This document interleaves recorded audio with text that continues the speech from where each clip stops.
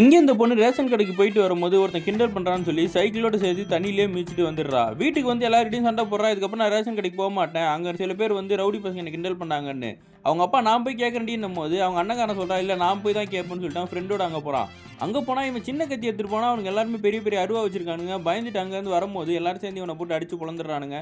வீட்டுக்கு வந்து அவன் தங்கச்சியை குறை சொல்லிக்கிட்டு இருக்கான். அவன் தங்கச்சி டிவி பார்த்துட்டு இருக்கும்போது வேணே ரிமோட் எடுத்து சேனலில் மாற்ற அவங்க அம்மா கிட்ட குறை சொல்லி இவங்க 2 பேரும் சண்டை போட ஆரம்பிக்கிறாங்க. அந்த சண்டை வெளியே வரைக்கும் போய் தண்ணிக்குள்ளேயே விழுந்து நைட்டு வரைக்கும் சண்டை போட்டுட்டு இருக்காங்க. அவங்க அப்பா குச்சி எடுத்துட்டு வந்ததுக்கப்புறம் தான் 2 பேரும் வெளியே வராங்க. அடுத்த நாள் அவங்க ஃபேமிலியில் எல்லாரும் வெளியே போயிருக்காங்க. இந்த பையன் வீட்டுக்குள்ள ஃப்ரெண்டோட சேர்ந்து சாராயம் காய்ச்சல் பிளான் போடுறான். அப்போ இந்த பொண்ணு வந்துடுறா. அவளுக்கு ஒரு ஆப்பிள் கொடுத்து சமாளிக்கிறானுங்க.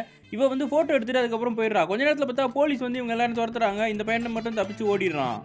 அவன் ஃப்ரெண்டு சொல்கிறான், உன் தங்கச்சிக்கு ஆப்பிள் கொடுத்தோம்ல, ஃபோட்டோ எடுத்து ஃபேஸ்புக்கில் போட்டாடா, அதில் தான் நம்ம சாராயம் காய்ச்சல் தெரிஞ்சு போய் போலீஸ் வந்து நம்மளை பிடிச்சிருக்காங்க. இவ்வளோ என்ன பண்ணுறதுனே தெரியலையே நான் யோசிச்சுக்கிட்டு இருக்கான்.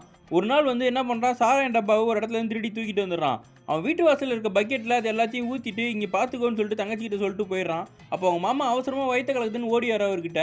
இந்தாங்க இதை எடுத்துகிட்டு போய் பாத்ரூம் போங்கன்னு சொல்லி அவன் தங்கச்சி கொடுத்துட்றா. அவர் போயிட்டு வெளில வரும்போது அந்த சாராயத்தை வாங்கலாம் வந்தவங்களாம் சேர்ந்து அவங்க மாமாவை அடித்து பொழந்துடுறாங்க. ஏன்டா சாராயத்தை எதில் ஊற்றி வச்சேன்னு கேட்கும்போது, ஓ உனக்கு அறிவே இல்லையான்னு கேட்டா, உன் தங்கச்சி தாண்டா சொன்னான்னு தங்கச்சி அடிக்கிறதுக்கு ஓடுறான். ஆனால் இப்போ அதே தங்கச்சிக்கு கல்யாணம் ஆகி நிற்கும் போது எல்லாருமே வந்து இப்போ வழி அனுப்பி வைக்கிறாங்க. இவன் மட்டும் வரவே இல்லை. அந்த பொண்ணு அழுதுகிட்டே கூப்பிடுறா. இவன் வந்து உன்னை பிரிய எனக்கு மனசே இல்லை, அதனால தான் நான் இங்கே வரலன்னு சொல்லி கட்டி பிடிச்சி அழுதுட்டு இருக்கான். என்னதான் தங்கச்சி அண்ணன்னு சேட்டை பண்ணாலும் கடைசியில் அவங்க பிரியும் போது மனசு யாருக்குமே தாங்க செய்யாது.